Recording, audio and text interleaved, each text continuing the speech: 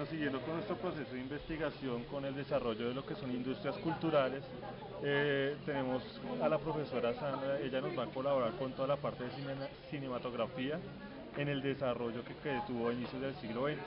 Hola, profesora Sandra, ¿cómo estás? Bien, gracias. Entonces, profe, ¿podrías presentarte para comenzar nuestra charla? Bueno, mi nombre es Sandra Yubeli García. Yo estudié cine y televisión en la Universidad Nacional. Ese fue mi pregrado y luego hice una maestría en escrituras creativas en la misma universidad y soy docente hace aproximadamente 10 años. Ok, profe. Bueno, profesora, estamos hablando de que el cine comienza su desarrollo a inicios del siglo XX.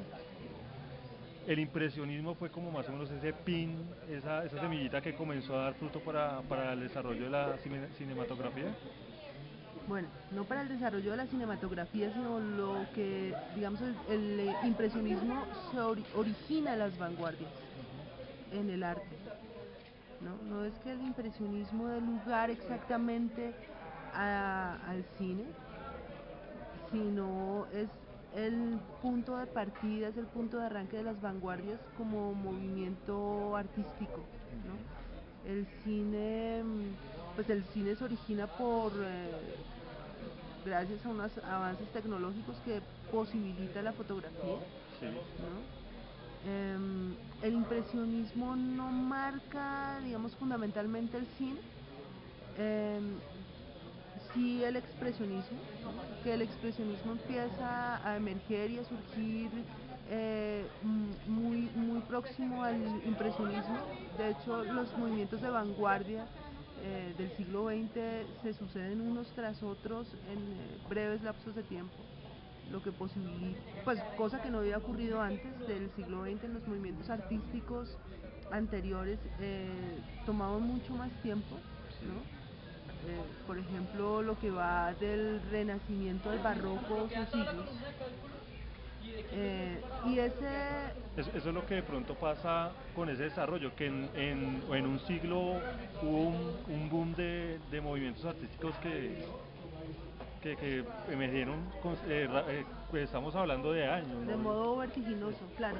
Pero eso es un síntoma de lo que está ocurriendo justamente en la modernidad, porque la modernidad traza separa, traza una línea divisoria en dos momentos que responden a lógicas muy distintas, ¿no? La premodernidad, entre otras cosas, se caracteriza porque los cambios se producen de modo casi que geológico, ¿no? Son movimientos y son cambios que se producen en siglos, todo ocurre de modo muy lento, mientras que a partir de la modernidad todo ocurre de modo vertiginoso. Si te fijas, la revolución industrial y lo que esto genera, los cambios que genera esto, la aparición de las ciencias exactas, de las ciencias puras, de las ciencias humanas, los avances en la medicina, los inventos, los avances tecnológicos, todo eso ocurre de modo muy vertiginoso. En 100 años, por ejemplo, la geografía del planeta cambia por intervención humana, ¿no? En 100 años el planeta cambia diametralmente por causa de los avances tecnológicos, por causa de la introducción de la modernidad. Y eso también ocurre con las artes. Fíjate que lo que ocurre en las artes también es un síntoma de ese vértigo, ¿no? Por eso también los movimientos artísticos anteriores a la modernidad, es decir, anteriores a las vanguardias, son también muy lentos los cambios, ¿no? Mientras que cuando emergen las vanguardias, que es justamente en ese germen de la modernidad, todos los movimientos se suceden, como has dicho, uno tras otro de modo vertiginoso. Sí. Tanto que, por ejemplo, fue posible que alguien como Picasso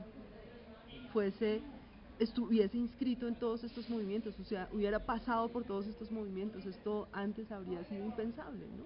Pero Picasso fue expresionista, fue cubista, fue abstraccionista, también hizo surrealismo, ¿no? Es decir, él trasegó por todos los movimientos prácticamente.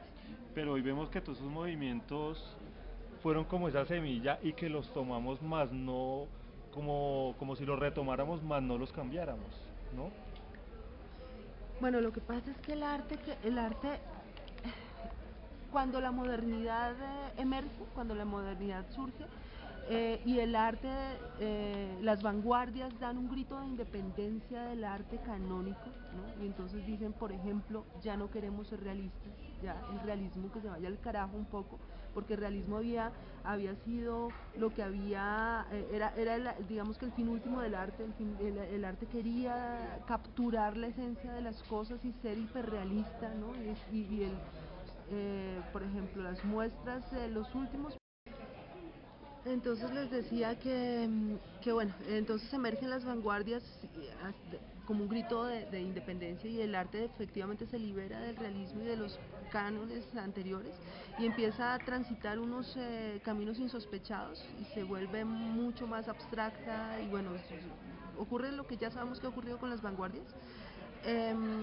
Y claro, todo ese periodo es de renovación, ¿no? Se innova y todo, pero todo también en las ciencias. En ese momento todo está nuevo para el hombre, pero en este momento lo que está ocurriendo con las artes es que ya prácticamente no hay nada nuevo que crear. Porque ya Entonces, porque todo está hecho. Entonces, es como lo que si, no, está como haciendo si trabajáramos con lo mismo sin perder su originalidad, ¿no? lo que está pasando con las artes ahora es que se están hibridando. Lo que está ocurriendo con las artes ahora es que se están cruzando entre sí. Ya digamos que la pureza de la pintura y la escultura y todas estas cosas empieza a perderse, ¿no? Para reencontrarse en las hibridaciones. Entonces siempre es un retomar, un volver a ser, una insistencia en la resignificación, pero porque justamente hay una gran dificultad para inventarse algo nuevo, ¿no? Si tú te fijas, cada cosa que se hace ahora tiene siempre un referente, Sí. ¿no? El periodo de las vanguardias en que se innovaba, pues pasó, ¿no? Ahora todo es retomar, resignificar, reelaborar e hibridar, combinar, ¿no? Hibridar es esta mezcla, ¿no? Una Entonces, continua experimentación de tanto de arte, de tecnologías. de soportes. Sí. Bueno, profe, vemos que el expresionismo surge, es como ese boom de la cinematografía. Cuando inicia ese ingreso del cine con color, ya es un cambio total del cine, ¿cierto? Claro, aunque no hemos hablado del expresionismo en el cine, ¿no? Sí. Hay un texto a propósito del expresionismo alemán, justamente porque es que el expresionismo en el cine surge en Alemania, Sí. ¿no? Hay un texto de un filósofo alemán que se llama Krakauer, y el texto se llama De Caligari a Hitler. Y él arroja una tesis muy interesante a propósito del expresionismo en Alemania, en el cine, según el cual el expresionismo fue una prefiguración de lo que vendría con Hitler, ¿no? Y si tú te fijas, en la pintura también, en el arte pictórico se veía esa desazón y ese desconcierto y ese desconsuelo del individuo, esa sensación de vacío y de poca fe en el hombre, ¿no? Porque Sí. lo que estaba ocurriendo en ese tiempo, que es cuando emerge el expresionismo emerge entre guerras, antes de la Segunda Guerra Mundial. Antes, finalizando primera y Y antes de la segunda. Cuando eso ocurre, el hombre ya no tiene tanta fe en el hombre, ¿no? Porque pues es que el hombre se ha masacrado a sí mismo, ¿no?